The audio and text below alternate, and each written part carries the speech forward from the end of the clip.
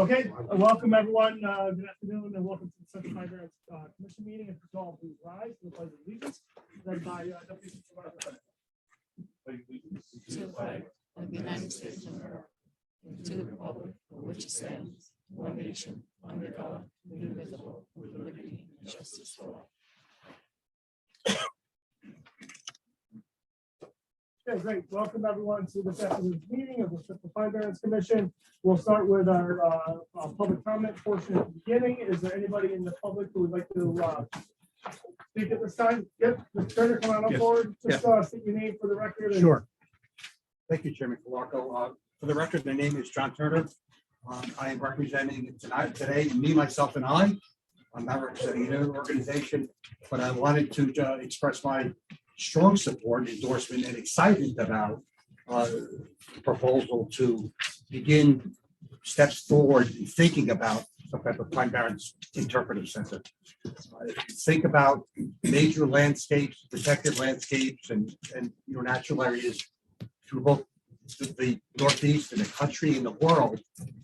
One of the best ways to celebrate and to interpret and to really try to promote public appreciation besides is to an interpretive center. And so I think it's a wonderful idea that there's some interest in doing that. I know that you can talk more about it. And Tom said put together, I guess, a pre-position paper or just an idea, a concept paper on it.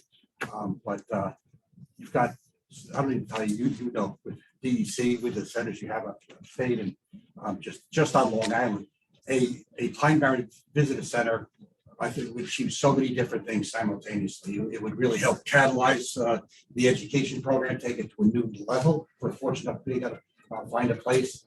It would have the tourism benefit, which everybody is appreciative of and supportive of. Just so many different things. So I encourage you to support the initiative, give it a thumbs up, to let Judy working with the committee to take the steps down the road. And then Rob, maybe in a year or two, we're going to ask you for $20 million. You can talk to the governor about it when we identify a place and the concept. Okay. No pressure. Interesting question. No pressure. No, but this is, but let's hope we get to that point. So again, I just wanted to take the time to come out today to express their strong support for it and to urge your support for it. Thank you, John. Okay, is there anybody else who would like to speak at this time? Seeing none, any motion to public? No? Okay, so we can move on. Next item on the agenda is our minutes from February 15th. I'll make a motion to adopt the minutes as drafted. I have a motion from Mr. Shea to adopt the minutes. A second by Mr. Stafford. Any questions? All those in favor? Abstentions? It is the minutes are adopted. Okay, item C, Pine Barrens Interpretive Center. Ms. Jacobson? Yes, good afternoon. I think John Turner spoke pretty eloquently about the need and request for support from the commission members to allow staff to start pursuing the feasibility of having an interpretive center, visitor center for the Central Pine Barrens area that really is Central Pine Barrens centric. It will help connect the Central Pine Barrens to the local communities. And as John spoke about, will promote tourism in the area and assisting local communities. It will be a potential gateway, depending on exact location. But importantly, it will also capture the cultural and historic resources in addition to the local natural resources that are within the Central Pine Barrens area. And that's also very important in terms of capturing that history and the past historic uses. There's extensive cranberry industries and blueberry industries on Long Island, among other types of industries that were prominent to the Central Pine Barrens area. So I know you have my memo. If you have any questions, right now, just looking to put together a small group of people to start to look into this initiative. But we are looking for commission support to move forward with looking into the feasibility of the visitor center for the second properties. Any other questions? What percentage do you envision? I would imagine, I haven't been to Albany Congress at all, their interpretive center. It is I don't know how much watch in terms of square footage, but it's a significant building, it's an old bank building. Yeah, it's converted, and it would be significant in terms of being able to provide exhibit area, outside grounds area, during display gardens related to new plants, fire type of exhibits, and potentially be able to house commission meetings and potentially house commission staff at some point, and the events that the commission members hold each year, Progress Discovery Day. We have a day camp that we right now we work on into the day camp in cooperation with them, but we will be able to sponsor more events directly. I think sometimes we work very willingly with our cooperators. And everyone supports each other, but I do think sometimes the identity of the commission can get a little lost when it's held in another location that isn't owned by the Barrens or being used by this like Turkey Center. I think it would be a significant building, size building, but again, I think there's a lot of factors that go into it in terms of, the limiting factor will be funding. But it would be a significant size interpretive center to let you see in your travels when you go to vacation, say, even upstate, different centers, or New Jersey Pinelands has an interpretive center. And I can't be more specific. Those are kind of those characteristics we have to kind of look into and make a wish list and then determine what's really feasible. I was at a beautiful center in Scarsdale with my family. Forgetting the name, but perhaps that's what you're. I think it's really functional in form. If you can find a building that meets all those qualities, doesn't matter how big it is, it's stacked on it. I think once you make your wish list, you start looking at spaces and stuff. I think just play out. But I'm hoping that John stays on board with the initiative. God willing, yeah. I think it's a great idea. And, the interpretive centers that I've been to, the state and other states, I think we should have. Really do. He didn't mention Pine Barren credits, but there's a great place to learn about Pine Barren credits because nobody knows what they are. Yeah, it could also highlight the other aspects of the mission as well. And it would be public. It would really help with the price of the finance in that area, even more so on that in terms of the destination location as well. Judy, just a little bit of mechanics, what you're asking us to direct staff. Is this an internal discussion that would just be staff initially having this exploration, or are you looking to set up a committee that would establish, I think bring in partners or others at this point in time? Or is that a future step?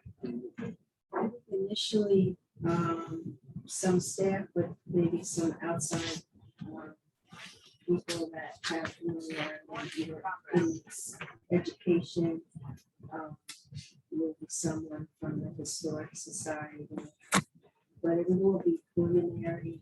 I don't know how specific. We may need additional support in terms of other people involved in it to look into the feasibility. People that have been involved in something like this. Okay, and are you looking for a member of the commission to be a part of this as well, or They're welcome to, if they would like to. I mean, you know, depends on what's fun. It's not forum. And of course, I would see one or two of that. Yeah, okay. of course, we would take absolutely no action. This is just exploratory at this time. And we would definitely look at. Are you looking for a motion? I don't know if we need a motion, or That's just a right, that's all. consensus, Yeah. you know, to make sure. I would want to proceed on something like that, without at least have some kind of consensus that, you know, it's okay to look into this. I think you have that consensus to proceed, and good luck, and we look forward to hearing it. Thank you. History. Okay, item D, draft resolution to approve the 5-year agreement between the commission and Secretary Water Authority for fiscal years 24 through 28. Is that you, Ms. Jacobson? Yeah, before you have you should have received in the e-packet a copy of the draft agreement. It is the same as so many probably aren't familiar with this, but it's basically the same as the last 5-year agreement in terms of terms. There's also a draft resolution that's been prepared that provides a little more information. In terms of the water authority, the staff that works on the finance commission work is housing us right now in the central facilities. The commission is not charged for any rent or utilities. The water authority has a 10% administrative fee that occurs on any of our expenditures.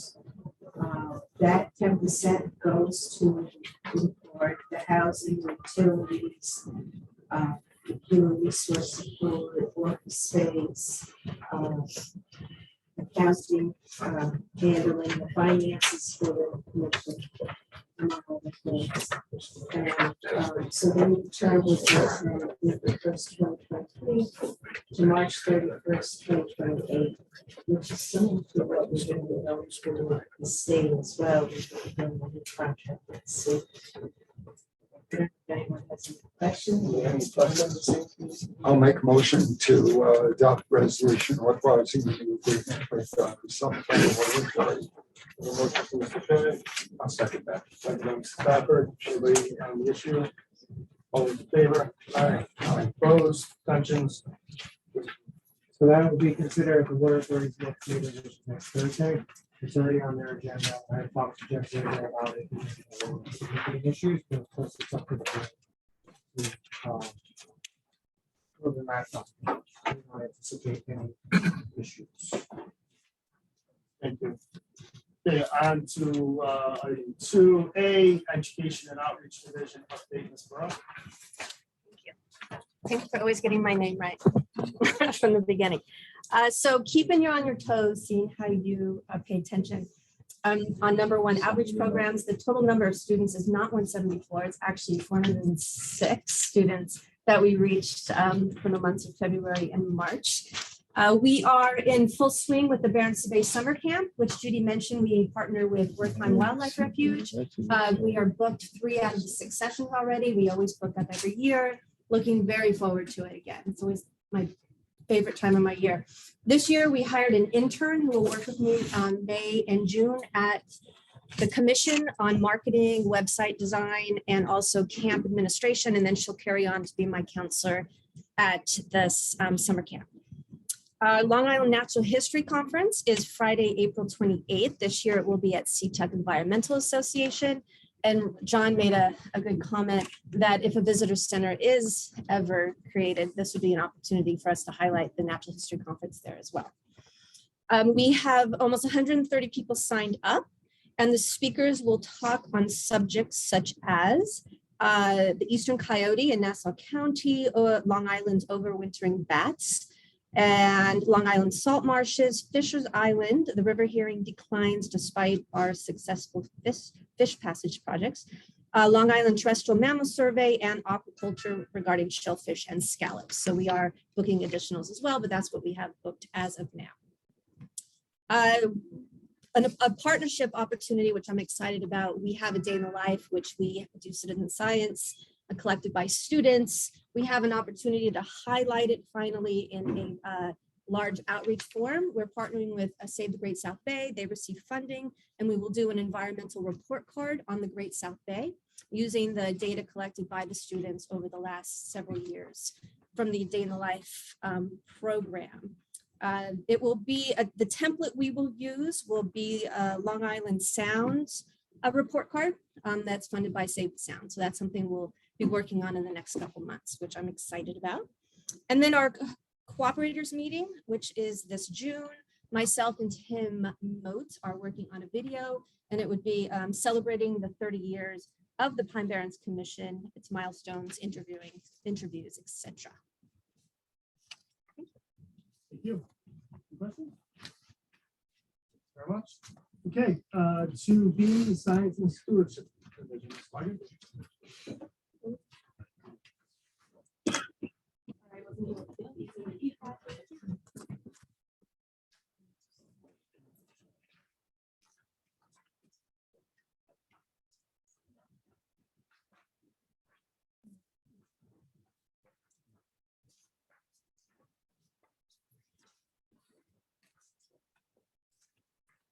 So in the last 2 months since I provided our last report on science and stewardship, we've had some staff changes.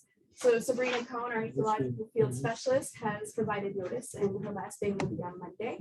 She has always wanted to be a farmer, and she went to school for conservation and has decided that's the area that she wants to focus on. So she has moved into that position as of Monday and will be out in Brookhaven town doing some CSA work for the girl farm. So we're very appreciative of all of her time. She's been an excellent staff person, outstanding as far as her vegetation monitoring skills and picking up and learning things quickly, and on the prescribed fire crew, and really been an asset to our education and outreach program and all our staff members. So we will be promoting her position with approval of the Water Authority Executive Director shortly. And we also are wishing Bob Panko, our fire management specialist, a happy retirement at the end of the month. So he is moving on to the golf course and doing all those things that he's put on pause to help us develop the fire program.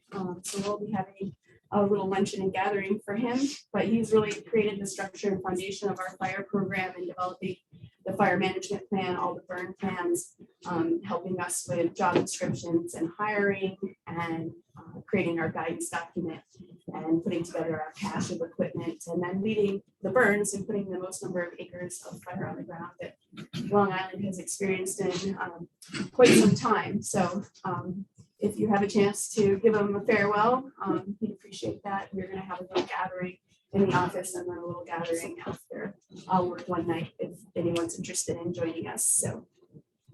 So in placement of Bob, we have hired Brent.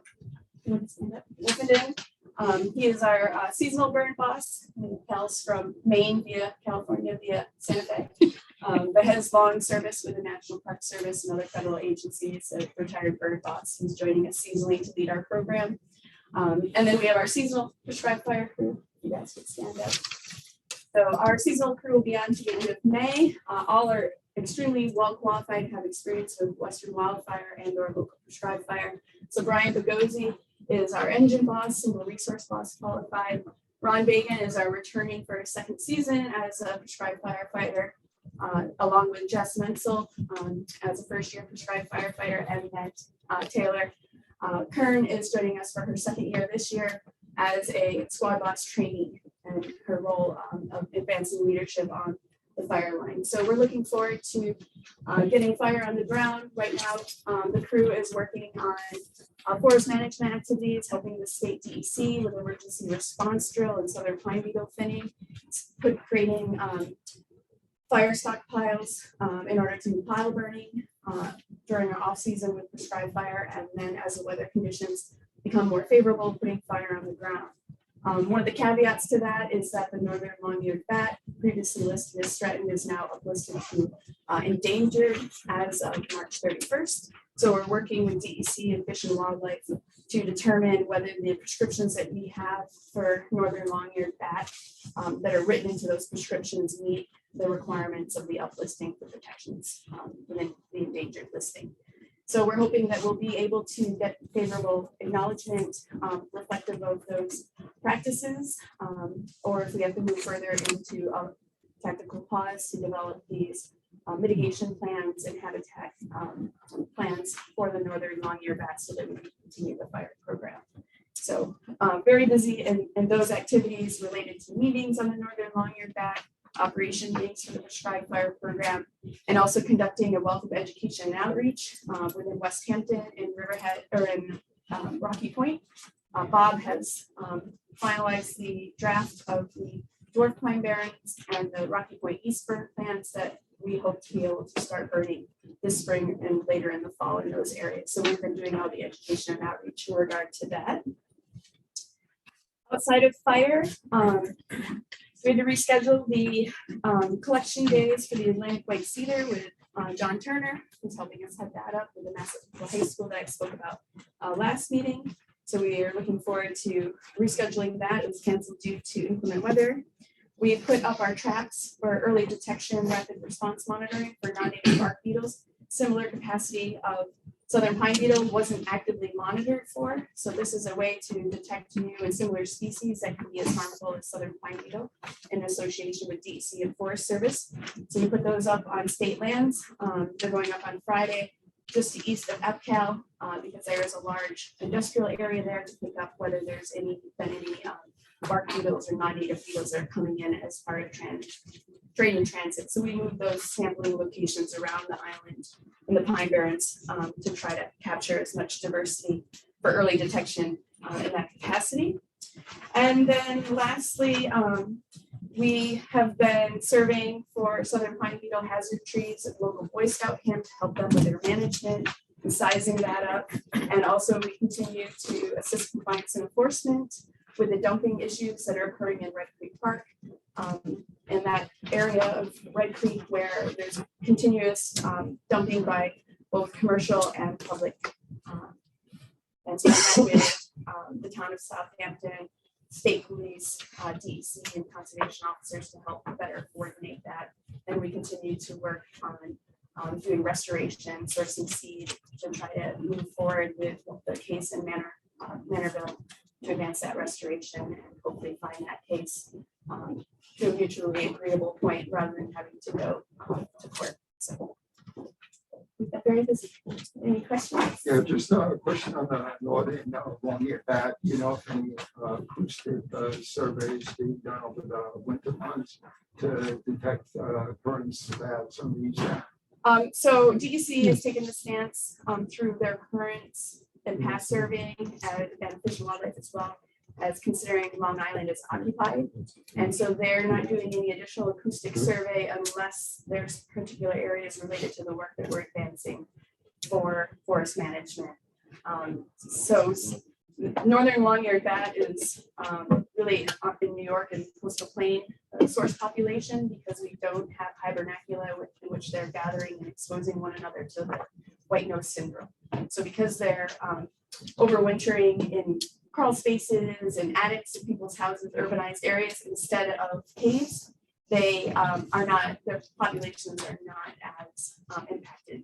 So that's why all of Long Island is included and considered occupied because they are abundant. They have been found in Sarnoff and foraging areas up to a mile and 5 miles. But are the bats also being detected as hibernating in tree cavities as well? I'm not sure if they've been found as much hibernating in tree cavities. They definitely use them for like overnight roosting spots. The challenge that we have with identify or excluding particular trees is that they don't have high fidelity to any particular one tree. So they'll be foraging out in the landscape. If they find a suitable tree, they'll take that tree for their torpor overnight, emerge from that tree, move on and find another tree. So it's very hard to protect a particular hibernacula or source area because, they're widely ranging in their habitat. So they're only hibernating during cold periods, otherwise active on Long Island during the winter? I don't know enough about their biology to know at which point they become, or in the hibernating stage, but anytime they reach below 50, they enter a torpor phase.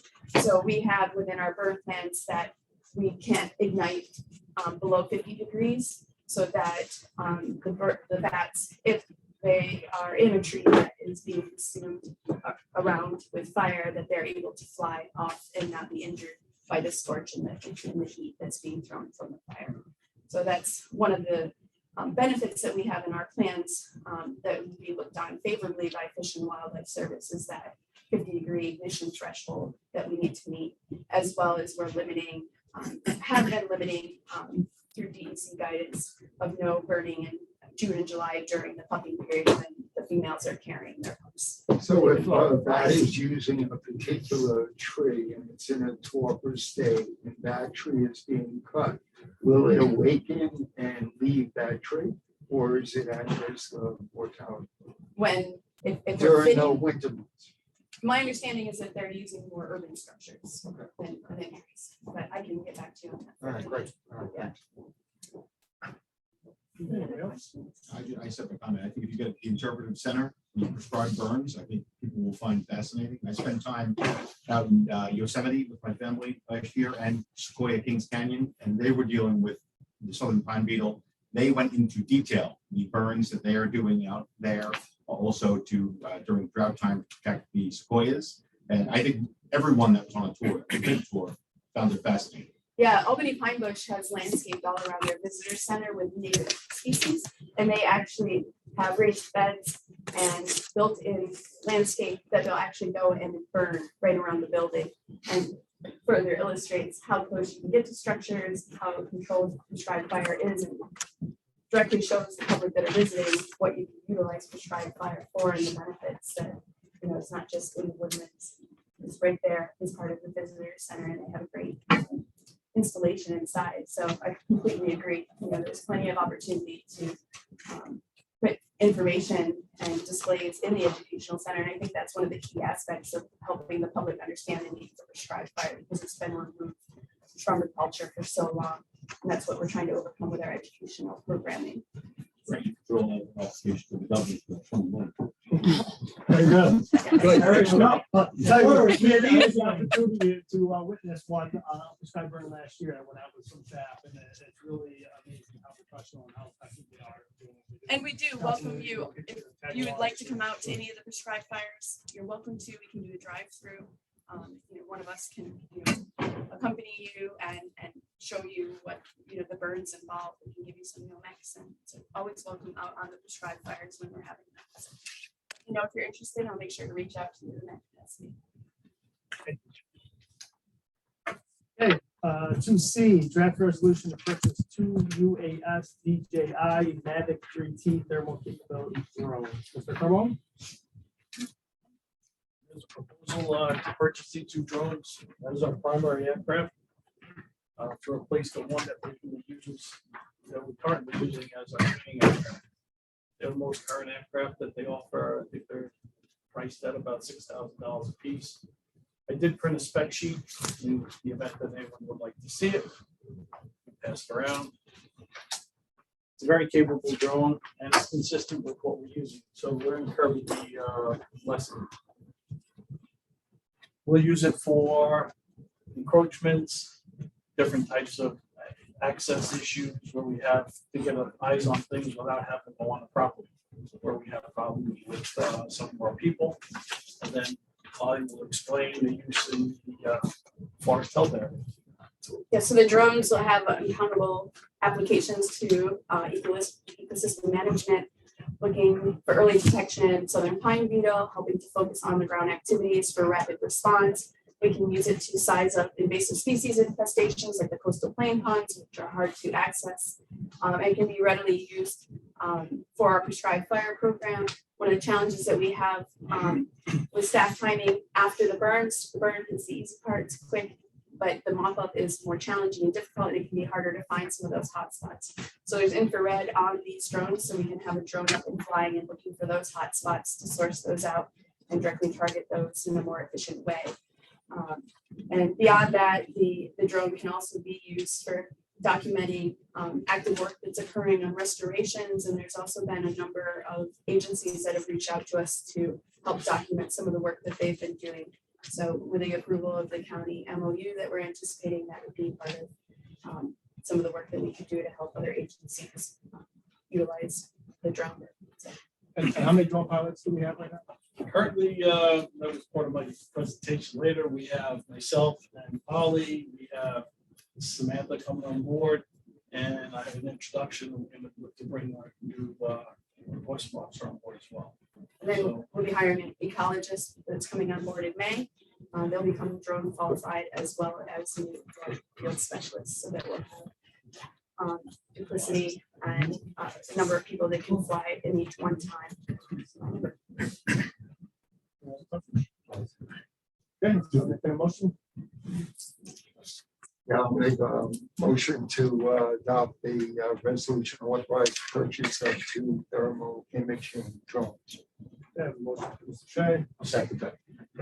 against the feeling and the issue. All those in favor, opposed, abstentions, it is approved. Thank you, Mr. Malone. Okay, 2D, draft resolution to purchase 2 ATVs with violation fund money. I think this should be 3. Actually, yes, it's actually 3. As you know, the commission helps to support the law enforcement council in terms of equipment such as purchasing ATVs for them to use for enforcement purposes. They have actually ATV details that occur at least a couple of times a month, and I think they're very successful in capturing the ATVs and with them occurring at the I can't do the word right now, revoked or whatever, and then they actually pay a fee to get the ATV out of where they're being held, the person that owns it.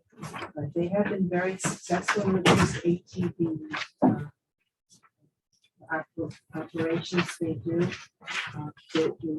There are 2 people listed, the agency listed to receive ATVs, or kind of Riverhead Police, New York State Police, and some kind of sheriff.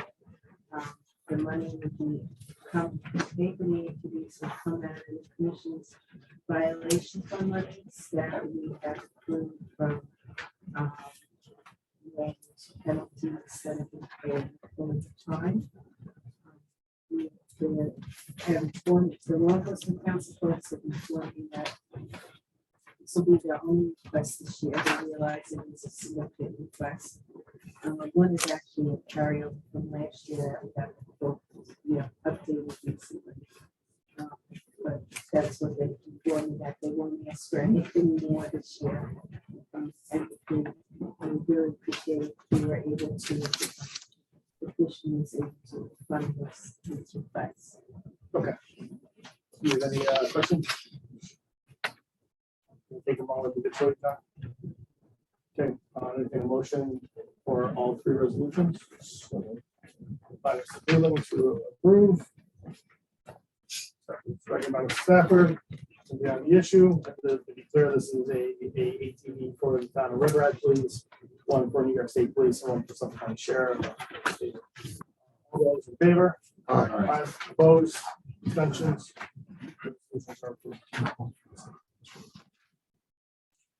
Okay, 3A, Compliance and Enforcement Division, Mr. Carbone. Good afternoon. Pleased to announce we accomplished hiring our vacant position for the enforcement officer position. It's Martin Steiger. He's here with us today, his first day on the job. Welcome. It's good to be here. Met a lot of wonderful people today. I come from a law enforcement, military security background. I did 25 years with the New York City Police Department, retired as a lieutenant out of the counterterrorism division, 23 years with the military, retired as a major, 2 tours in the desert, wasn't fun. And most recently, I was a security director for Hudson Yards in New York City. Out here. Very Thank you. much. So it's great that we got our third officer. It's been a long time coming. We have 2 cellular cameras we just received, and we have 3 replacement cameras, basically, for some of our other cameras. So we'll be not so much adding to our camera program and improving the quality of the camera program that we're getting from. This past period, we had 12 complaints, primarily were clearing and dumping. 6 individuals were caught dumping. Some areas have been cleaned up, and they're awaiting several criminal penalties. 9 of the dumpings that we caught on the camera, 9 of were done. One of them, which was the most unusual, since I've been around like 6 months, Gary's been here almost 3 years. We had our first animal sacrifice dumping. They packaged up dead goat, some chickens, some feed, some unusual odors, and some money. $10, $5 in singles and a $5 bill, all packaged up neatly for whoever I guess the sacrifice for. We were successful in capturing that guy who did it. It was 2 guys, only because he happened to open the trunk of his vehicle. He picked up the last set of digits on the license plate. That trunk never opened. It just had letters and pictures in the dark. But it all worked out. Suffolk Sheriff's were able to apprehend the guy. The group came, cleaned up that site and the whole rest of the site for us. And they're pending settlement as well. Over Halsey Manor Road, we came across a whole bunch of fallen trees. It turned out that it was actually related to Southern Pine Beetle. That one was just a surprise to us. It took us a little while to track down what actually took place there. With regards to the GIS complaint system that I spoke about probably since I started, we make more use of that. We transitioned most of our recording of our violations, and they referred to the statistics on the second page. And now I introduced some charts on the last page. This is new for my report. The top section is complaints for the prior 3 years since the system only came live in 21. The bottom one is broken out by month. So that may help us look at trends and see how things changed once that landfill closed. We continue to do easement and development project inspections, nothing new there. As far as the UAS stuff we talked about earlier, our 2 pilots that we're working on getting their 107 certificate, their FAA 107 certificate, they're both successful. They both passed the test with over 90%. Now we're working on the practical side, teaching how to fly. And then we'll teach them from flying, we'll teach them what the drone's capabilities are and how to fly safely. That's it for me. Any questions? Thank you very much. Appreciate it. Okay, 3B land use division. Thank you. Afternoon. Yeah, that's my report in the package. Just to summarize, there are some applications pending before you, for hardship that's on the agenda today for the flood specialist facility in Northern Bridge. There is a development of regional significance application that's also before you on the agenda today to schedule a public hearing for potentially next month in April.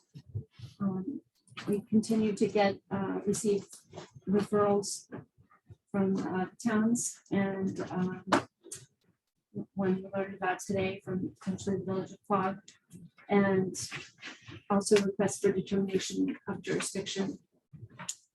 One that's on today, and we expect one next month for Hampton Hills Golf Course in the town of Southampton. And continuing to move forward with completing the plan amendments and the secret process for that project and that big undertaking. And I'm monitoring for open spaces that come out of development projects. That's a big undertaking, and Lewis Road is one that is consuming some time now. since we have to inspect their clearing limits as part of the decision. And with the site being hundreds of acres, there's many miles of fencing that has had to go up and to be inspected. So it's just something that is consuming some time, resources, staff resources.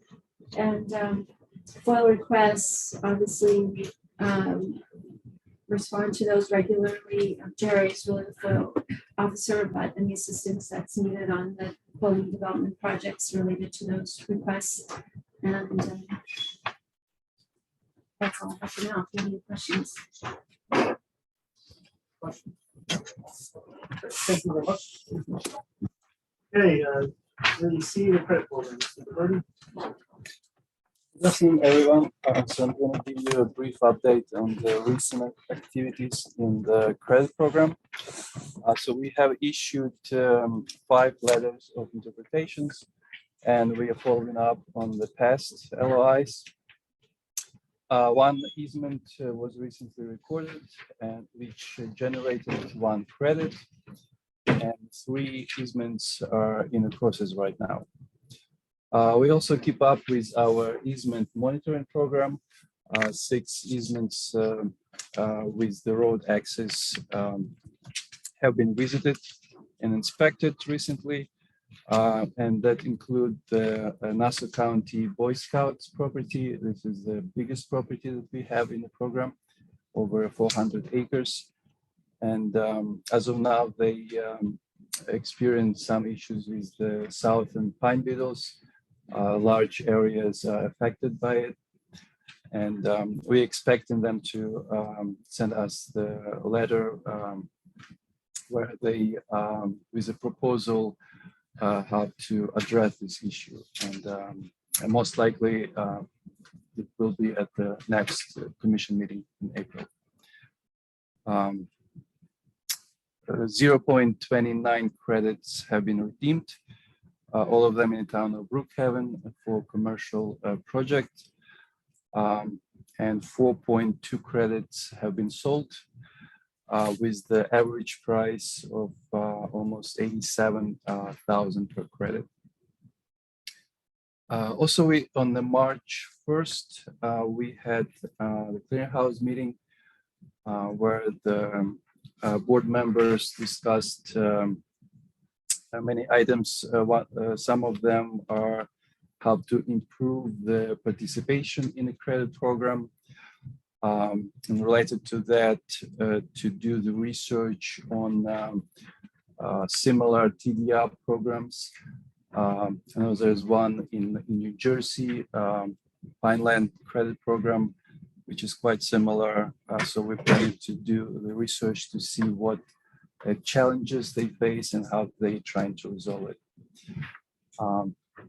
But the biggest item that was at the meeting was the proposal to purchase Pine Barren credits, which I believe is the next item on the agenda. In terms of the funds, as of now, the total amount is close to 3.5 million. The house has in the bank. So if you have any questions. Yeah, just a question. After Pine Barrens credits allocate, can one of those credits donate those credits to an agency for tax benefits, thereby extinguishing those credits? Is that a possibility? Can an agency accept those those Pine Barrens credits as donations and extinguish those credits? So the municipalities can retire credits. Okay. And we've got town of Southampton has done that on WJF when you bought them and retired them. So if you, there's a procedure for retiring a credit. After that, whether they get a tax donation or a credit, that's up to them and their account. So if a municipality wanted to retire a credit, they should accept it, send it to the commission stating the intentions to retire it. It'll be stamped retired. And the difference between a retired and a redeemed credit is redeemed density or intensity of use. The retired credit just means it was never used. And they can't, it's permanent, can't be undone. We would not give get the IRS form. We would like a bargain and sale transaction where the grantee signs the form that they received it and will sign a value. We would be neutral. So it would be up to the donor to deal with their tax advisor on how to sign a value. I think it's a bargain and sale on the property side. So it can be done. And that's great because credit's out of circulation. Thank you. All right, so we're gonna go to 319, which is the clearinghouse. Thank you. So at the meeting, as I mentioned before, the clearinghouse board members proposed to write a letter to the commission, which you have received in the pre-packet. And so the last reverse option that we had where the credits we purchased was more than a decade ago, was back in 2011. And at that time, 10.19 credits have been purchased, all of them in the town of Brookhaven. Since then, the clearinghouse was sold 9.6 credits, and we still own 0.54 credits. So the intent of the clearinghouse is to promote the credits redemption by creating the inventory of the credits that would be available to the developers who have like the big projects. Sometimes, it's not a lot of credits. They have to go through the registry, through each individual, and might not be available right away, or there could be an issue with the price. So in this way, we will have the credits and they can be used by those developers. So there are some parameters that the House board members suggest for this auction. One of them to have a reach out not only to the current credit owners, but also for the potential credit owners. Someone who already have letter of interpretation or didn't participate in the program yet. And this way, we will create an incentive for them to participate in the credit program. Another one is to use the average price method when we offer the price at which the credits can be purchased. So that means that we will pay the same price to all individuals, and the price would be determined when we will receive all the offers, and that will determine the average price. Another parameter is to have only up to one credit that we can purchase from each individual. In that case, there is a person who has multiple credits, so they won't be able to use it as because we have the cap on how much we can spend on one billion.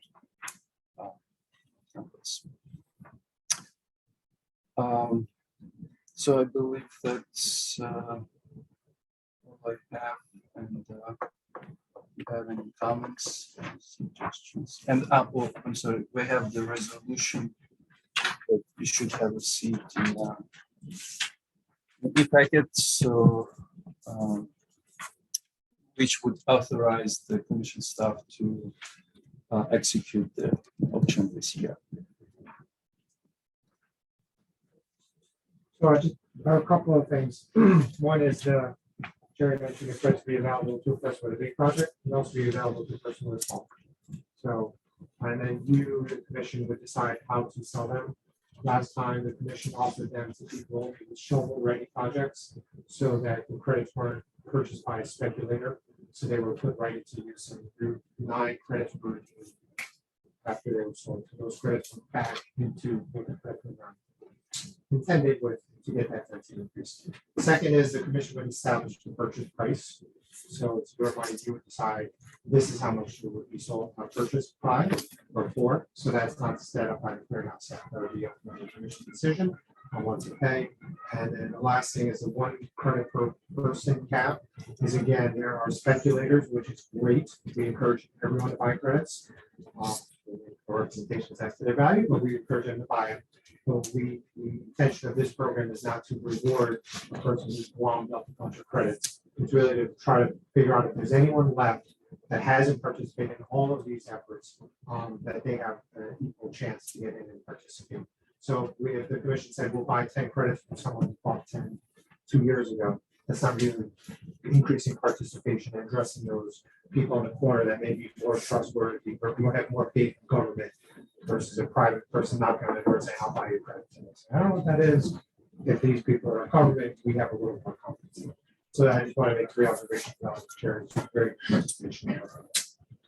Mr. Chairman, just for benefit of the board, I represent Suffolk County. I'm vice chair of the credit clearinghouse. So today, County as the vice chair of the credit clearinghouse. I can't say anything more than what the staff has already said. They did a great job explaining it. Questions I have to jump into, but I would like to make a motion then to put the auction forward. Motion, On the motion, I think that's what you said is excellent, and that's what we should be doing collectively. I think we've chose your words very carefully. There are glums. There are people who, it's real danger of having a monopoly of all of the credits. We want to give people value, and I think it's great. anybody else? Okay, we have a motion. Second. Second by Mr. Stafford, any on the issue? All in favor? Aye. All abstentions, it is approved. Okay, 3E, supplemental final GEIS and the plan amendments notice of completion. Margaret, Thank you. There is a draft resolution. We're looking for your authorization to adopt this notice of completion for the final generic environmental impact statement, the supplemental final. And we will have it posted on the website within a day of this meeting. It's essentially the same document that you received at the end of January. There's been some minor edits to it, and if you have any comments, then please let us know. There's a 10-day period to that seeker allows after this notice of completion for the public to consider this document, and then again we expect at the April 19th meeting to if you're ready to vote on the amendments, and you will have a draft finding statement as well. any questions? Okay, I'll make a motion. I'll make that motion. Okay. Second by Mr. Freeland, any on the issue? All in favor? Opposed, abstentions? Your staff is authorized. 3F, Southern 11 Middle Island. From the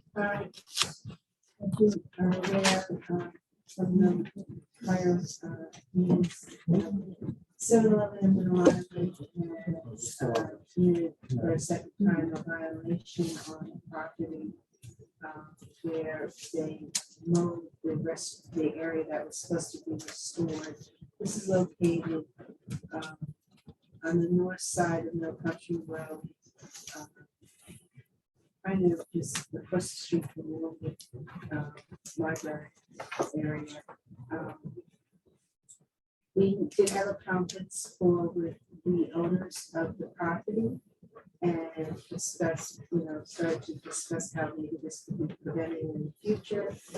We discussed a few things with them. They in particular wanted to ask that that 7-Eleven feet of the receipt be added to the notice of violation. So we are asking for permission to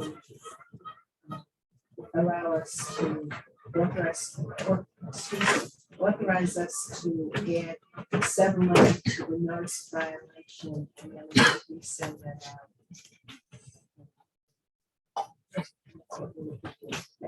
Any questions?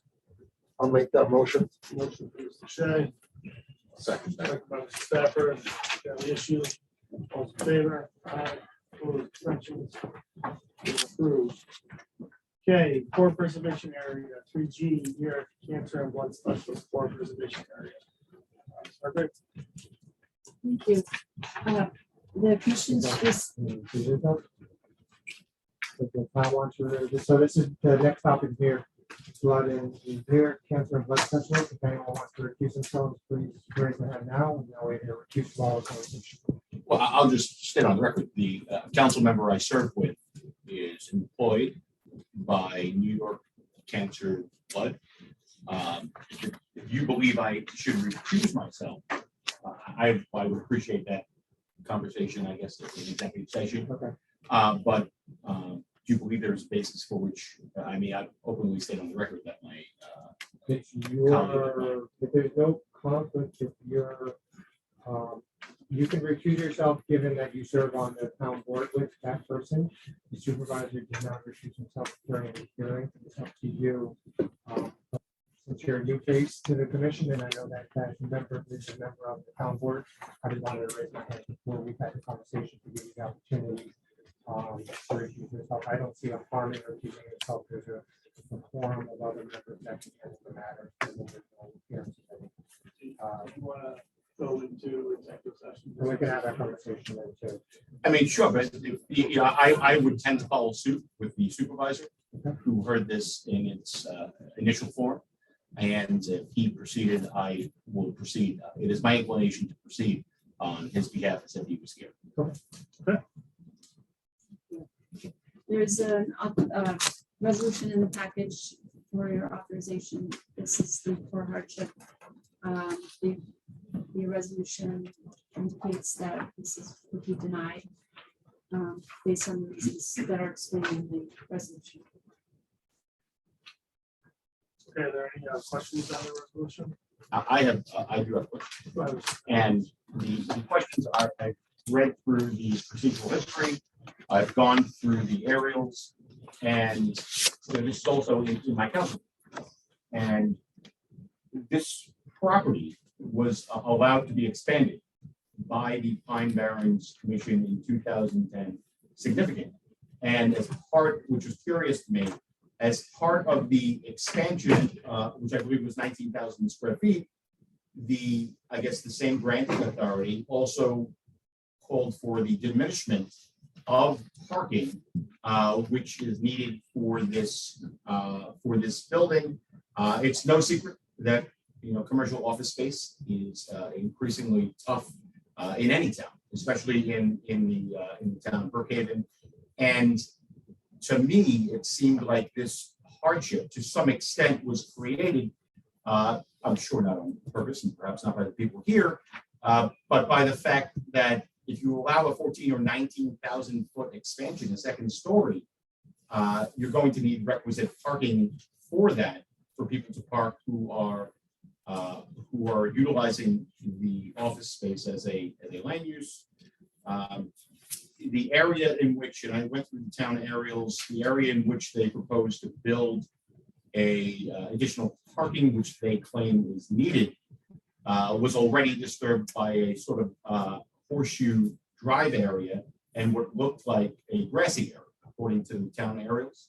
And it would seem to me that perhaps there is a means by which something can be done to accommodate what is an actual problem. I've gone by this site, I've looked at the application by the applicant's attorney, and if the application is denied, what happens? Do we just have a vacant building, they move out to go along with some office building, or is somebody walking along the Parkway, or somebody walking in the driveway? I guess I would question, has that been taken into consideration? And I appreciate all of the what I read here in the denial, but how does it lay out, I guess, for the people utilizing the building, and the fact that, you know, the Pine Barrens Commission seems to have allowed a hardship more than 10 years ago, but also curtailed the parking, which I understand is below that which is required parking under the town code today. So those are all, first, it's hard for staff here, you're reading all the paperwork we do. So that's always something we're like, there's so much paper, they're reading. So we appreciate that. So now hardship is a test that's set forth in the law. And the law says that a person to demonstrate a hardship has to show they have no beneficial use. The property in the court is used as authorized by their current use. So they have a present use, they have a beneficial use, they testified to that. The record was complete with evidence that they're using. So that is they didn't make the requisite showing to demonstrate a hardship. And that's why the recommendation is to deny the request. Your question is with respect to the other prior applications, the commission's charge is to provide the minimum relief necessary to alleviate a hardship. So in those prior applications from APS, they said, all we need to do is need a bigger building. There's a core group of scientists that come here every day. They work on their manuscripts. I think they were in a scientific journal. I think they were reviewing papers, editing papers. So they had adequate parking because they didn't ask for relief for parking requirements. So that was the request, and that's what the commission could address. This application, based on the testimony at the hearing, which was last month, did not demonstrate that a hardship exists. It's consistent with other people that have sought relief to increase parking. There's a 7-Eleven, there's another example. So based on the prior decisions of the commission, based on the recommendations to deny, based on what was presented to the commission, the applicant made a very good presentation, of course. They have very good counsel, they have environmental consultants, we all know both of them. Many projects come through, so they did not, they couldn't make the showing based on the use of the property. They also mentioned that they had ability to stagger the shifts, and they were going to buy another building. I think they may even be under contract for that other building by now. So they have a use. It's just that the use they were trying to jam in there was a little too much given the constraints of the site. And once that use existed, that was what was drawn out in the decision. That for you, and there's also for some so on the basis of what was provided, and if you're exposed, the testimony is received, it's marked for decision. That's where we're at today. And again, the commission looks backwards and forwards and says, what did we do in the past? And we did this on 2 other applications. I understand, and I understand the bar for a use variance in general is a very high bar. It's not even a use variance. I'm just equating it to what we have here. It's a very high standard in the court. And that's where this property is. I understand, but does the commission ever look to as to whether or not the prior determination for, and even with the foregoing testimony of the prior owner occupant that eliminated the parking perhaps was an error in the prior board's determination for allowing the expanded square footage, but also diminishing the parking? I guess that's, is there ever any, I guess, allowance for that to look back and say, hey, you know what? The law is the law, and as you explained it succinctly, very nicely. But perhaps in 2010, we should have allowed that which existed when we allowed the expansion of the building, because it seems antithetical to allow an expansion more than 10,000 feet of a building, but also take away parking. I guess that is what I'm asking. The answer to that question, we're going to get to the place where I'll raise my hand and say, if you want to do some of this in closed session, we can. the commission decides, makes its decisions based on the record before and on the evidence presented. It may have been that the prior applicant was very comfortable having a very gracious square footage per occupant. And they may say, our scientists need 3,000 square feet each. And if they get any less than that, they get cranky, they can't get the papers out.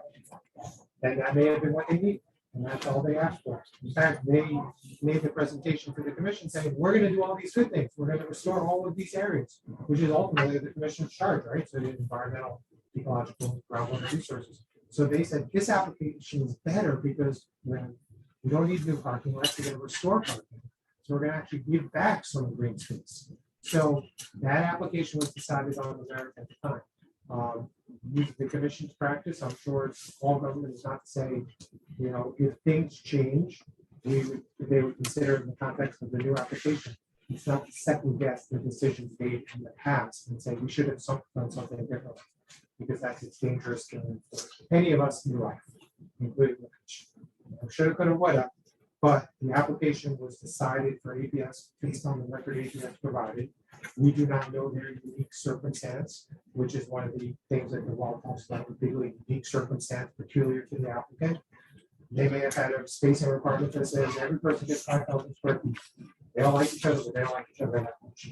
These guys may say, we only need 4 feet each, and we don't like each other, we like each other a lot. We're gonna jam them. And their use may be something different. It may be like an auditorium type of use or a training type of use. They presented their application based on what they presented, the commission recommendation is that, and based on the prior decisions, including APS. So would it be correct statement to say, I guess I have to deal with potentially a vacant building. Maybe that won't happen, right? Maybe it will happen. They didn't make the case you're saying That's all that matters. to reach the bar for which, in your legal opinion, to this commission, that would authorize it, right? They have not demonstrated the hardship, satisfied the law based on presentation and the prior commission decision. It's the collective opinion of your staff.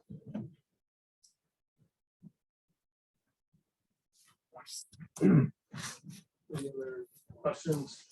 I'll just ask you, if I remember correctly from the public hearing, I think it was the applicant's argument that they were restoring the equal amount as they were disturbing, and so coming out in a sense it's not in a wash here. And that's why they felt that they were making a valid case. And I think that their attorney is very good and he understands the program and how it works. Is there? I'm not sure, and I'm not. Is that something that we are able to consider as part of the decision-making process? If they are able to make some sort of relief where they are compensating for the additional use that they're looking for, where they revegetate some other area, add to the core or some sort of restoration along the way. Is that something that is considerable? Is that not? Was it not sufficient in this baseline staff's recommendation in this instance? So the commission has the commission practice has been that your remediation doesn't alleviate. So that's been the commission practice, and you see this more on the CGA side than the core side. And I'm not sure I believe, and with all due respect, right? So I don't think they were saying exactly the way you characterize it. I think that what they were saying is we have areas that are not disturbed, but they're a grassy field. We're going to put more trees up, which is not taking an area that's parking and working it up, because that was the crux of their issue. They couldn't do that. If they could, they would. They can't. They need every inch of pavement plus. So it's plain pavement plus. So what the commission did was they said you have to protect these areas by covenants and restrictions. You have to restore, and then the commission is going to consider that as natural. This is the core preservation area hardship. And the standards that we always talk about, and we always hear control about them apply to CGA. The core doesn't have that 65-35% clearing rules, so the core is really to be protected. And the law talks about redirecting development from the core. Here, what they're saying is, we have this paving, the paving is not enough. We have grass, which you recognize as natural, and we've talked about the value of ecological value of fields and grasses. We're gonna put trees in those grass areas, we're gonna put plants there, we're gonna put brushes, shrubby brush there that'll enhance its environmental quality. They weren't ripping up any parking. That's the problem, they can't. They had parking to rip up. If they came in and said, and I'm not gonna do that. So they did not say we will rip up paving and give you more on a one-to-one. They're just, in their opinion, increasing the ecological value of the green area of the site, which is a slight difference, but it's a difference with a distinction. But ultimately, the key for them was they had to show no present use, and their testimony said that. The testimony was, we use it 5 days a week, usually on a Saturday. We have people taking in their training. When we went to contract, our business grew so exponentially that we didn't realize how big we were gonna become. We overburdened the site because we didn't realize how great we were, which is all great. There's no words from commission staff, nothing should be applied that we don't want businesses to succeed. It's just, this may not be the site, or this may not be the site based on the presentation that they made, or the evidence that's there. But again, standard as applied by the staff is the one. I just want to indicate for the record that Southampton Supervisor Jay Schneiderman has just indicated to me that he has some of the same concerns that Brookhaven town council about this application, about the draft tonight, about what the consequences are. So to the chairman's So then question- why would, you may want to go to No, I just want to make sure I totally understand. So and I understand your points. To the chairman's question was basically they're offering to trade grassy area, which is already natural to some extent, and put trees on it. And in the commission, the staff, you're not trading anything because it's already natural area. So just by adding trees on it, you're not giving anything back because it's already grass. It's not paved.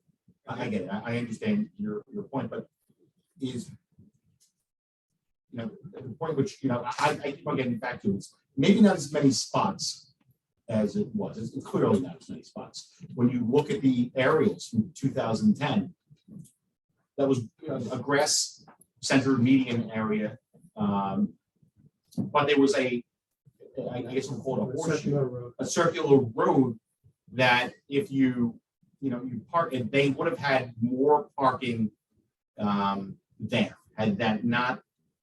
I'm sorry, so, understood, but remember, one of the charges in the law is to grant the minimum relief necessary. So the fire act can say, the minimum relief necessary is our building, we're gonna enhance it by giving you back environmentally protected area. That was the application. So, It's given strange that you application. have, so if you can ask me the questions that maybe on your mind that we want to talk about attorney-client privilege, we can do that in a closed session. We could do it later. There's an executive session that's coming on. We have a decision deadline, which is aligned, I think, next month. So you have a little bit of flexibility there. Staff has reviewed it, and the world knows staff's recommendation. Ultimately, we all work to some kind of work, we work for you. And, and we will, you are the people who have to make the decisions, but that's this how we're at. Mr. Chairman, I have two questions. I'd like to go into executive session to ask some of these questions. Okay, will we need to act on this at some point today, in some fashion? No, decision deadlines next month. Can we hold off on it altogether? You can, we don't. If it's okay with everyone, We can table it. what I'd like to do is just hold off on this and we'll take it off during our closed session later. And you don't have to table because there's no motion. It doesn't have to, it's deferred for a month because the decision deadline. Okay, that work for everyone? Yes, I just want to just one more question, and I appreciate all of your input. And I appreciate everyone's collective work, and I fully understand what you're saying. Has there ever been a case whereby you reach an agreement or reach some decision whereby something like this, which I would equate, I understand what you said about 7-Eleven. I mean, that 7-Eleven is- Well, we have a set for conversation with exec, have those in closed session, those have that. Okay. Fine. Yeah. I have no offense. but No, I I understand. hate speculating because in the next argument, there's everything that John speculated last time. I get it. And that doesn't do service to you and to the applicant and to us. So we'll hold this off until we go to closed session. Okay, so we'll go to 3H, request for determination of jurisdiction, 425 North Street, Manderville. Sorry, Brent. Thank you. There's a draft letter in the package for your consideration, looking for authorization to send it. This is a request for a property in the core, over 13 acres. Approximately half of it is wooded, half is, has a blueberry farm and a residence and some outbuildings. This is a request, there's a new buyer, and they would like to have some structures for their private use for horses and other storage for equipment in a barn, and in addition to the dwelling. And so there's a letter that explains that, and that if those uses are for the private use of the resident, that is non-development.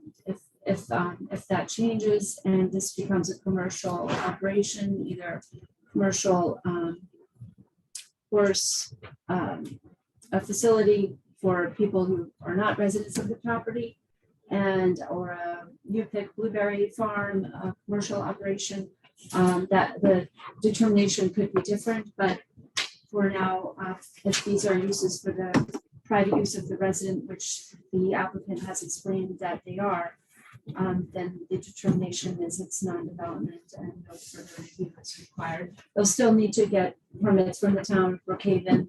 This is in the town of Brookhaven in the core in Manorville, and they'll still need to get any building permits that are required and other permits from the DEC potentially if there's a bat habitat or there are wetlands on the property. They may need wetland permits.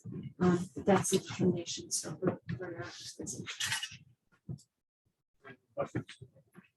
the owner is the applicant is here and the buyer is here as well. Do we have any questions for staff or the buyer?